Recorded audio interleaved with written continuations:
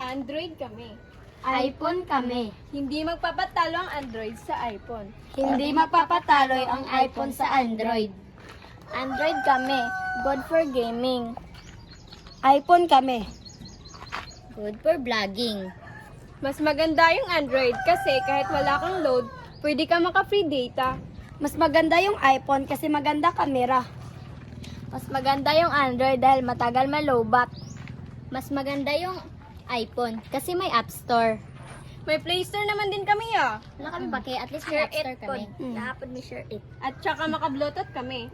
Mas maganda yung iPhone kasi may AirDrop kayo. May AirDrop kayo hanggang Messenger lang kayo. Oo, may Messenger kami. Meron din kami Bluetooth at saka Share It. Meron na kayong Messenger, pero ipilolong press ko lang kayo. Then iPhone gamit namin. Duh. Okay, sige. Ingatan mo yung iPhone mo kasi pag masira yung iPhone mo, hindi ka na maganda. Mas maganda pa rin yung iPhone namin kasi high quality pag nasa video. Mas maganda yung Android namin kasi kahit anong apps madadownload mo.